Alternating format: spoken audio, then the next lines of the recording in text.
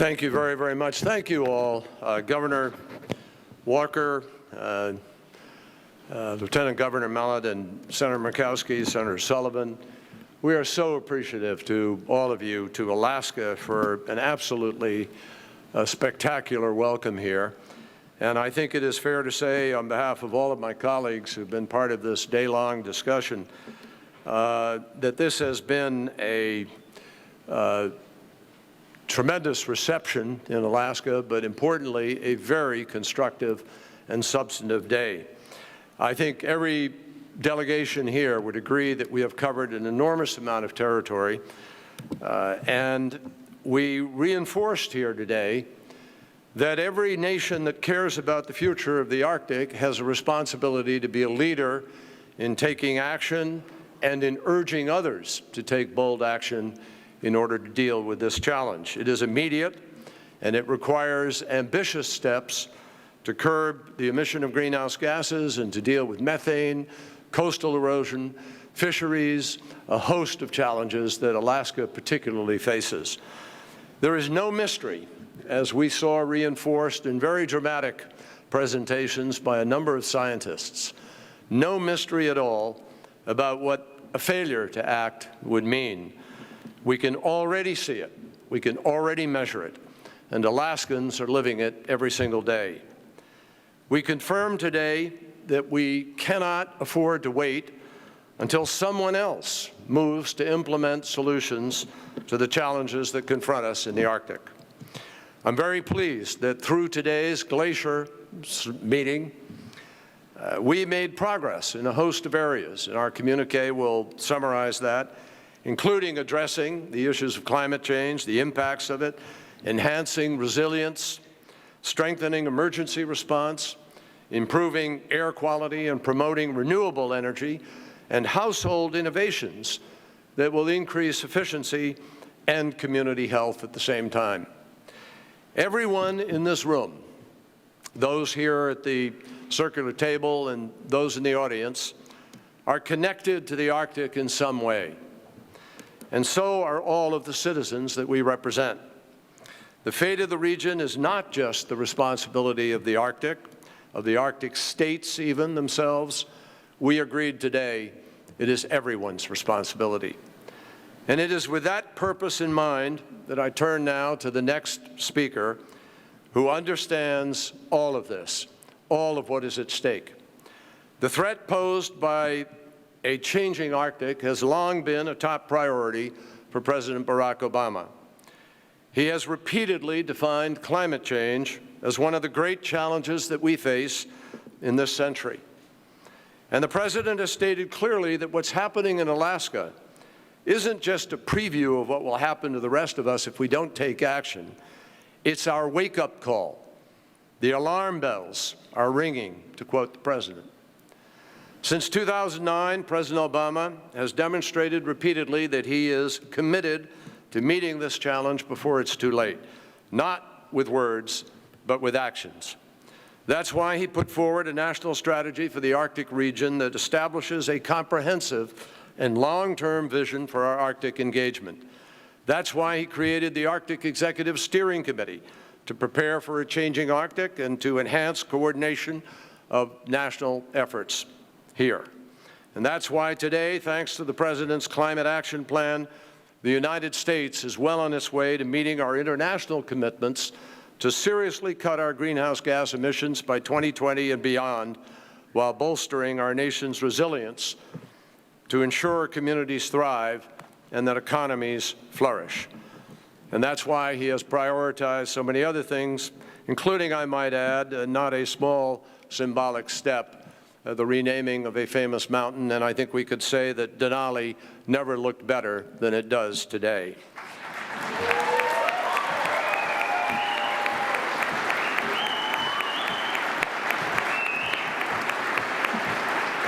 That is why also the President has prioritized working with so many partners, because he knows that all of us together have to do so much more to meet this threat. We have to do it now, and it will not be done without our concerted global commitment. Ladies and gentlemen, the President of the United States, Barack Obama.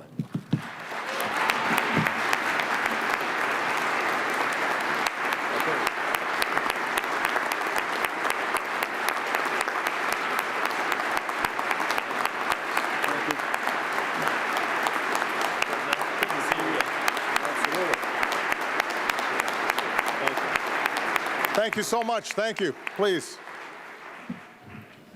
Well, it is wonderful to be here in the great state of Alaska.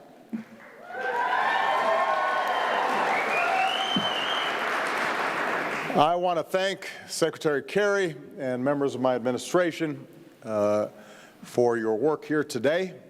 Thank you to the many Alaskans, Alaska Natives, and other indigenous peoples of the Arctic who've traveled a long way in many cases to share your insights and your experiences. And to all the foreign ministers and delegations who've come here from around the world, welcome to the United States. And thank you all for attending this GLACIER Conference. The actual name of the conference is much longer. It's a mouthful, but the acronym works because it underscores the incredible changes that are taking place here in the Arctic that have impact not just the nations that surround the Arctic, but have an impact for the entire world as well. I want to thank the people of Alaska for hosting this conference. I look forward to visiting more of Alaska over the next couple of days. The United States is, of course, an Arctic nation. And even if this isn't an official gathering of the Arctic Council, the United States is proud to chair the Arctic Council for the next 2 years. And to all the foreign dignitaries who are here, I want to be very clear. We are eager to work with your nations on the unique opportunities that the Arctic presents and the unique challenges that it faces. We are not going to, any of us, be able to solve these challenges by ourselves. We can only solve them together. Of course, we're here today to discuss a challenge that will define the contours of this century more dramatically than any other, and that's the urgent and growing threat of a changing climate. Our understanding of climate change advances each day.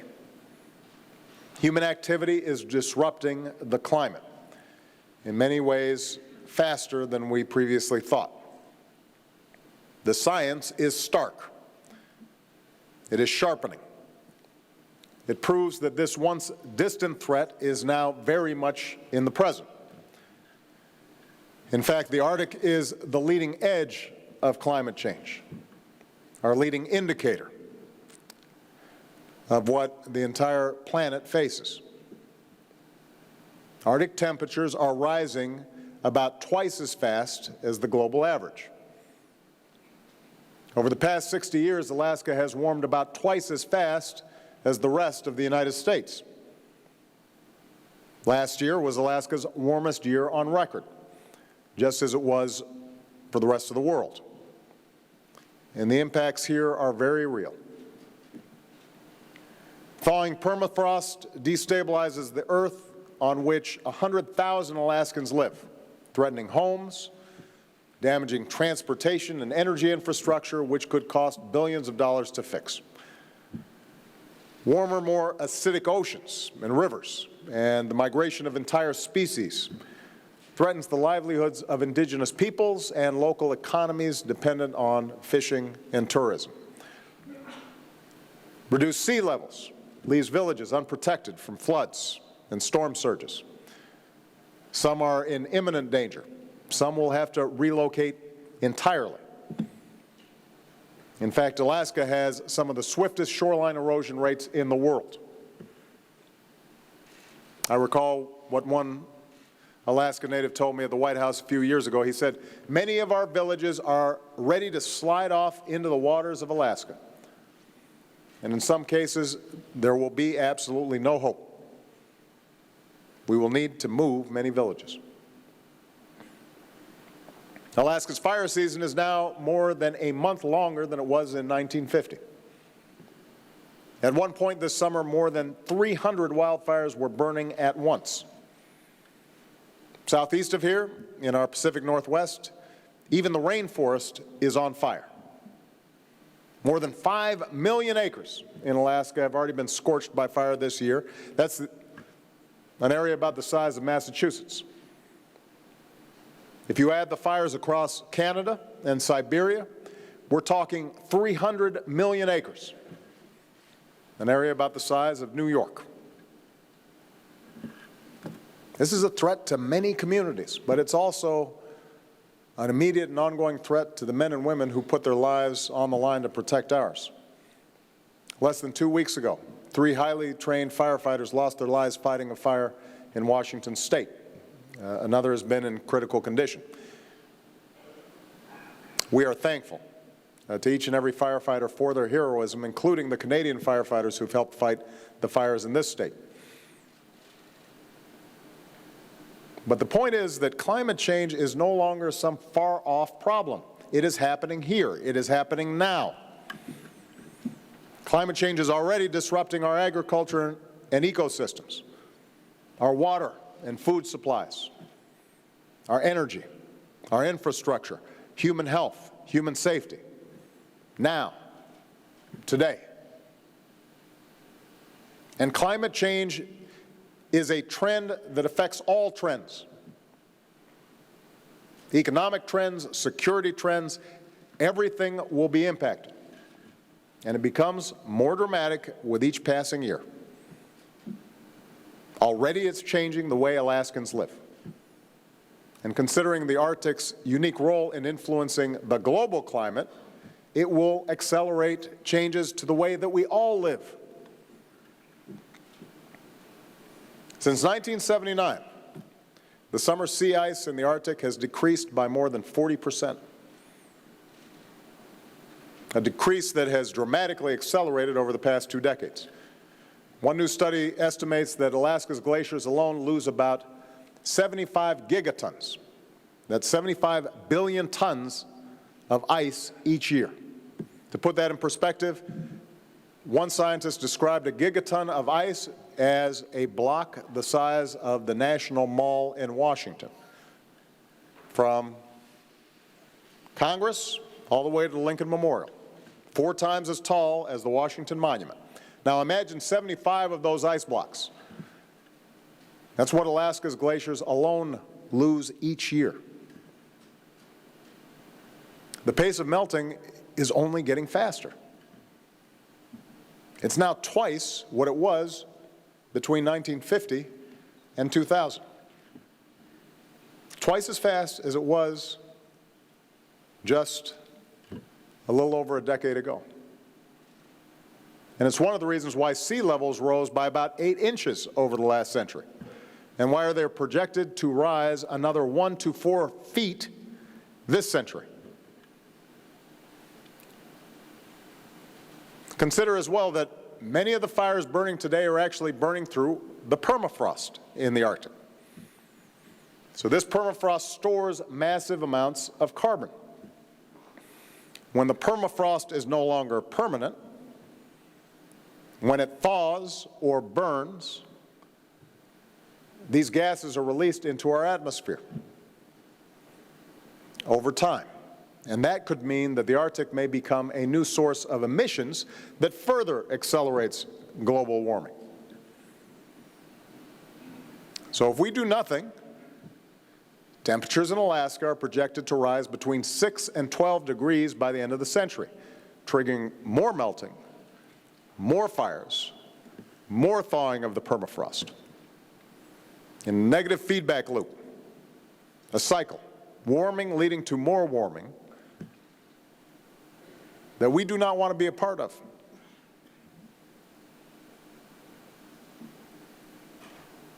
And the fact is that climate is changing faster than our efforts to address it. That, ladies and gentlemen, must change. We're not acting fast enough.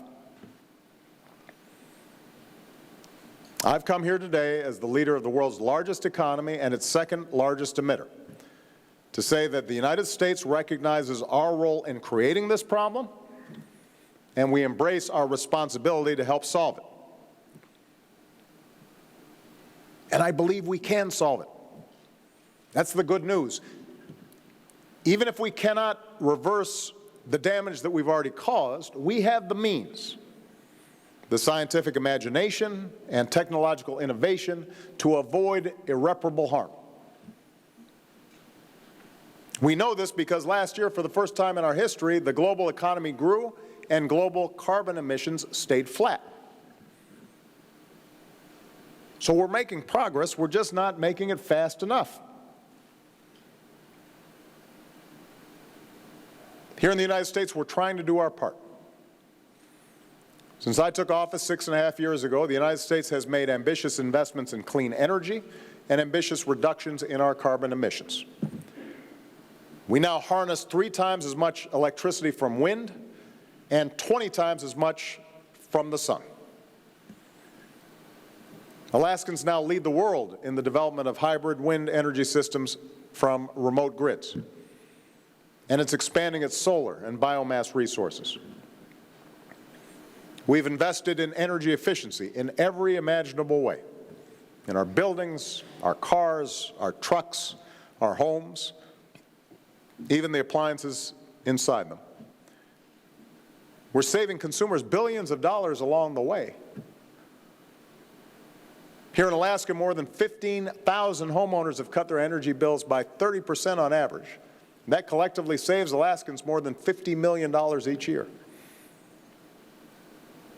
We've helped communities build climate-resilient infrastructure to prepare for the impacts of climate change that we can no longer prevent.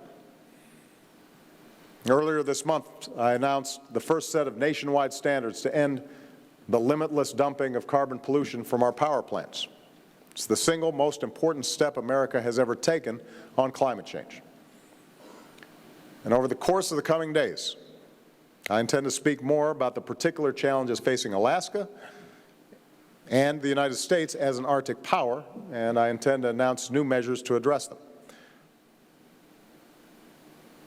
So we are working hard to do our part to meet this challenge. And in doing so, we're proving that there doesn't have to be a conflict between a sound environment and strong economic growth. But we're not moving fast enough. None of the nations represented here are moving fast enough. And let's be honest.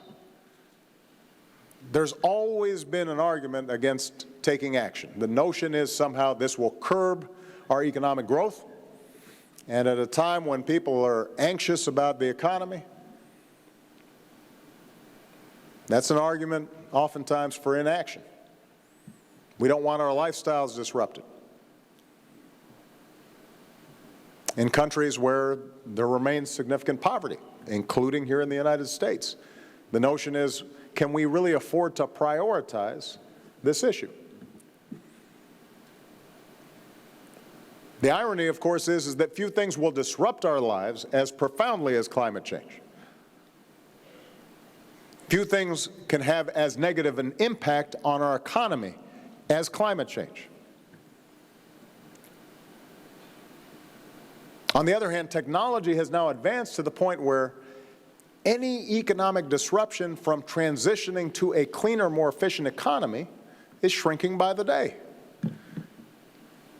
Clean energy and energy efficiency aren't just proving cost-effective, but also cost-saving. The unit costs of things like solar are coming down rapidly, but we're still underinvesting in it. Many of America's biggest businesses recognize the opportunities and are seizing them. They're choosing a new route. And a growing number of American homeowners are choosing to go solar every day. It works. All told, America's economy has grown more than 60% over the last 20 years, but our carbon emissions are roughly back to where they were 20 years ago.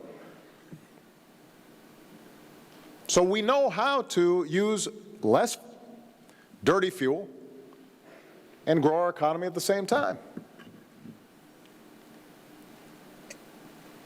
But we're not moving fast enough.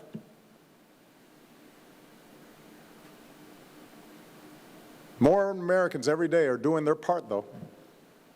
Thanks to their efforts, America will reach the emission target that I set 6 years ago. We're going to reduce our carbon emissions in the range of 17% below 2005 levels by 2020.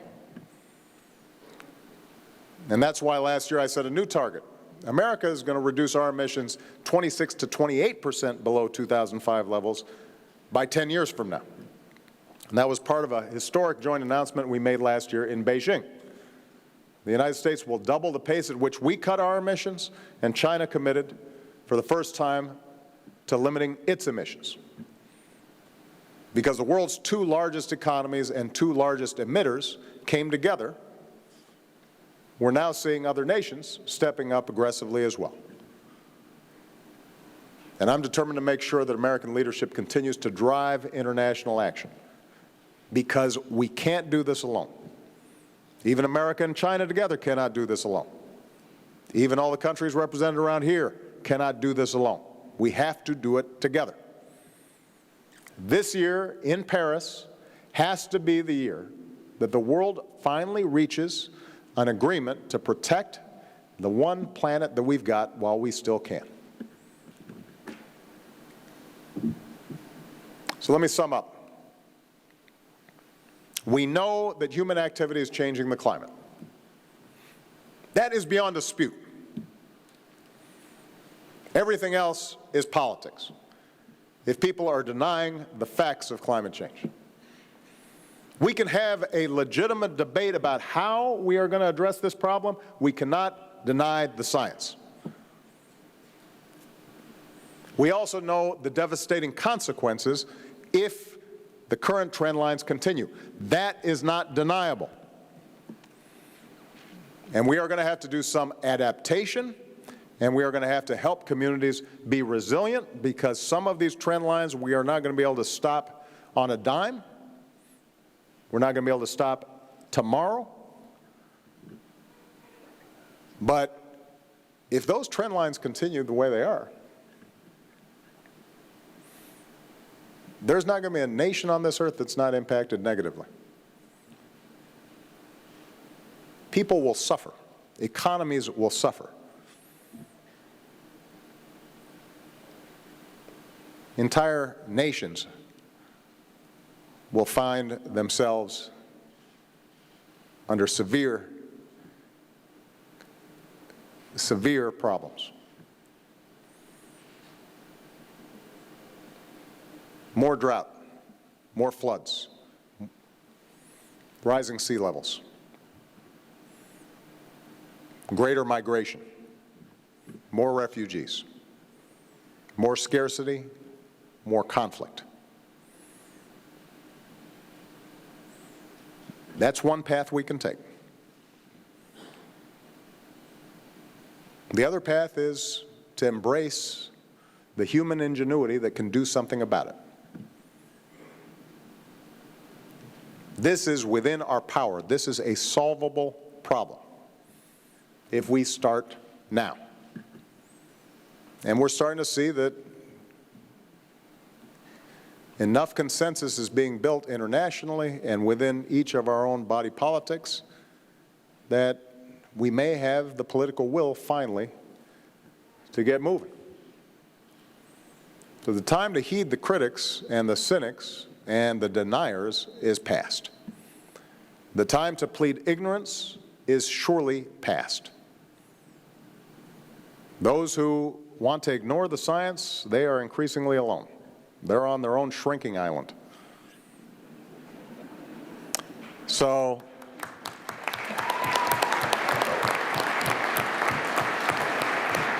and let's remember, even beyond the climate benefits of pursuing cleaner energy sources and more resilient, energy-efficient ways of living, the byproduct of it is that we also make our air cleaner and safer for our children to breathe.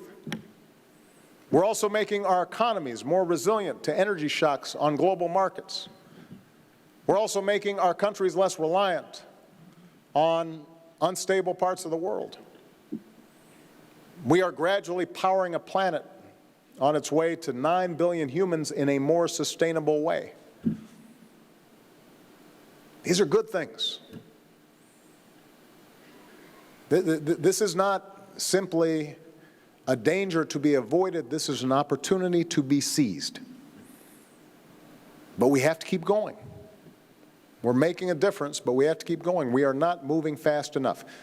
if we were to abandon our course of action, if we stop trying to build a clean energy economy and reduce carbon pollution, if we do nothing to keep glaciers from melting faster and oceans from rising faster and forests from burning faster and storms from growing stronger, we will condemn our children to a planet beyond their capacity to repair. Submerged countries, abandoned cities, fields no longer growing, indigenous peoples who can't carry out traditions that stretch back millennia, entire industries of people who can't practice their livelihoods, desperate refugees seeking the sanctuary of nations not their own, political disruptions that could trigger multiple conflicts around the globe. That's not a future of strong economic growth. That is not a future where freedom and human rights are on the move. Any leader willing to take a gamble on a future like that, any so-called leader who does not take this issue seriously or treats it like a joke, is not fit to lead.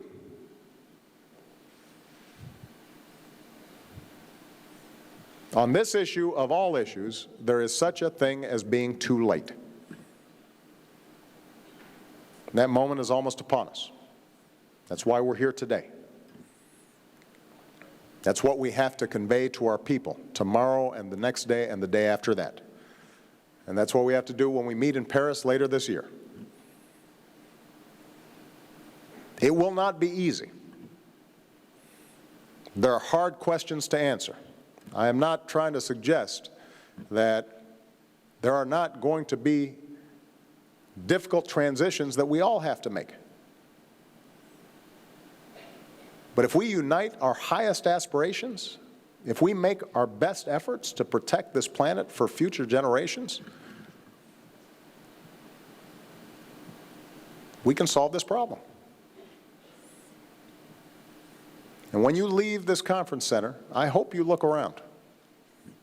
Hope you have the chance to visit a glacier, or just look out your airplane window as you depart and take in the God-given majesty of this place. For those of you flying to other parts of the world, do it again when you're flying over your home countries. Remind yourself that there will come a time when your grandkids, and mine, if I'm lucky enough to have some, they'll want to see this. They'll want to experience it, just as we've gotten to do in our own lives. They deserve to live lives free from fear and want and peril. And ask yourself, are you doing everything you can to protect it? Are we doing everything we can to make their lives safer and more secure and more prosperous? Let's prove that we care about them and their long-term futures, not just short-term political expediency. I had a chance to meet with some Native peoples before I came in here, and they described for me villages that are slipping into the sea and the changes that are taking place, changing migratory patterns, the changing fauna, so that what used to feed the animals that they in turn would hunt or fish beginning to vanish. It's urgent for them today, but that is the future for all of us if we don't take care. Your presence here today indicates your recognition of that. But it's not enough just to have conferences. It's not enough just to talk the talk. We've got to walk the walk. We've got work to do. And we've got to do it together. So thank you. And may God bless all of you and your countries. And thank you, Alaska, for your wonderful hospitality. Thank you. Ladies and gentlemen, please remain in your seats until we announce delegation departures.